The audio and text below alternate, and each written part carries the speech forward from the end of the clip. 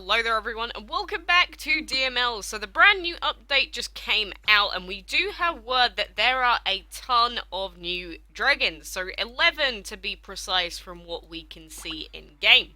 So I'm going to go through the codex so I can actually show these to you. The first one here is the Leviathan dragon, which uses the sort of snake-like body, which is water, wind and fire, and has kind of a plain egg, but I really do like this guy. But Leviathan, you know, scary sea creature dragon, kind of spooky and everything. Next one is an epic, which is the Springtime dragon, which is a wind, plant and water. Look at that adorable little pink egg right there. That is cool. No matter the season, the Springtime dragon is sure to brighten your day and teach those Vikings the real meaning of flower power.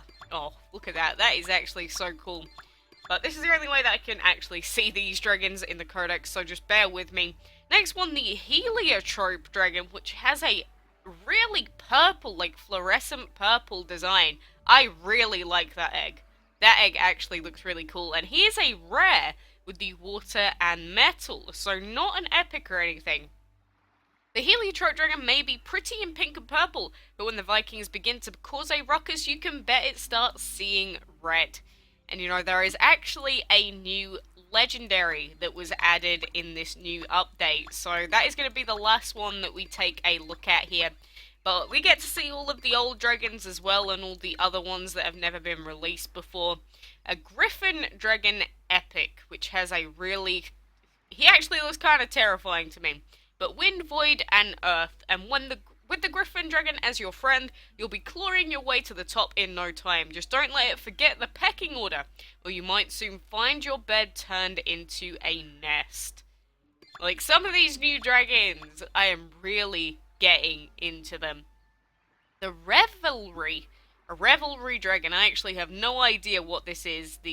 I don't particularly like the design. It's like those Greek gods that have grapes and that in their hands, and like it's sort of a sign of gluttony in a lot of characters.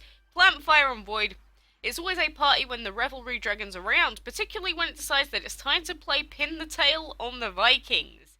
This dragon has a very weird design, but it has more of that like fruit sort of vibe, like with fruits and that everywhere. Scarab is the next one that we have, which is a epic, which is based off of a scarab beetle from the looks of it, which is void, energy and earth.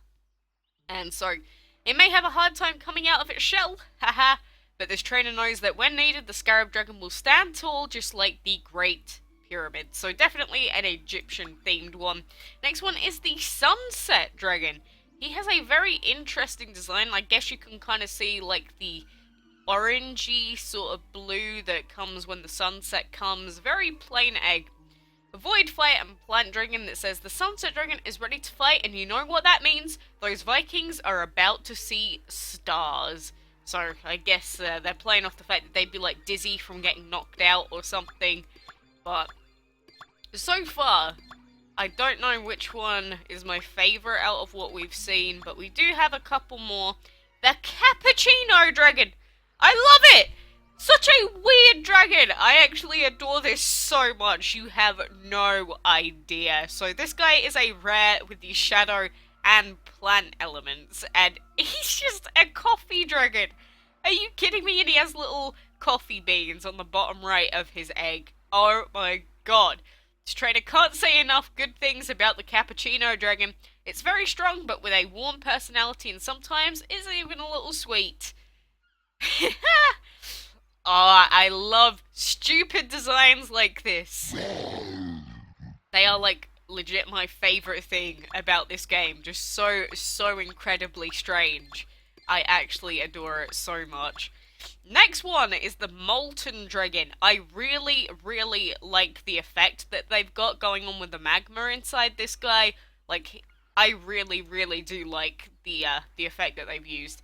So light, fire and shadow, which is a very interesting typing. And so the Vikings are about to find out what this trainer has known for years. The Molten Dragon is way too hot to handle! These puns in these dragon descriptions, I swear, are just like ridiculous, but I really like this guy as well. Then we got the Blackberry and the Hellion Dragon, who's another really sort of scary magma-looking guy. Shadow, Void, and Fire, with his description being, the Hellion Dragon may look a little rough around the edges, but he's heaven sent for any trainer lucky enough to befriend him. I have to say, he's probably... This may be my favourite, because we do have the Hellfire Dragon already, which has the sort of devil tail already, but we have this guy as well, and I really prefer the design on this one to the other one. And then we're getting into the last new dragon of this update so far, which is the Medusa Dragon. And if any of you guys have seen this dragon, this was actually suggested quite a lot on the Gameloft forums in the Draw Your Own Dragon section. I'm not sure if they actually took the suggestion from that, but this was suggested like 3 or 4 times in different drawings, and now we have it in-game. So this one in particular, I am very, very interested in. And we can't see its other legendary elements at the moment, so whatever the other elements are going to be may decide how useful this dragon is. But the description for the Medusa is, snakes alive! The Medusa Dragon is one fearsome beast to behold, but this trainer tries not to look it directly in the eye as a single stony glare can freeze him to the spot. Fortunately, it has the same effect on the Vikings. So, I have to say, just because this may be a community contribution dragon that they've added in-game, this may possibly be my favourite out of these new dragons. But I do love the Cappuccino, and I do love that Hellion Dragon as well, because they look very, very nice. Blackberry, you already know, I love and adore him. But, where is this Cappuccino gone? There he is. Oh, I love it so much. It's such a shame that he's just a rare, but, you know, those other new dragons that we can see in-game so far, we may get some more released via image files on the DML wiki soon as well, so look out for those. But let me know what you think about these new dragons as well, and look forward to possibly seeing them released as part of the hybrid hatching event.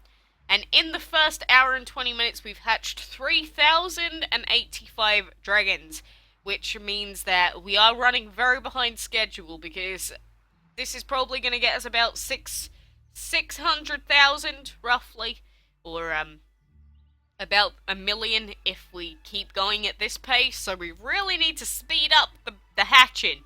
The hatching in that. Again, remember, you cannot hatch fire dragons. You have to breed elemental hybrids, or use some of the dragons in your inventory, say the rares or the uncommons or whatever you've got in here. These are the ones that are going to add to this score. So just remember that. No fire dragons are going to count. But I do have high hopes that some of those new dragons may be released as part of this event. So, for now, very best of luck. Keep coming back to your game and hatching whatever you can, whenever you can, if you want to see some of those new dragons potentially. But until next time, I will see you then.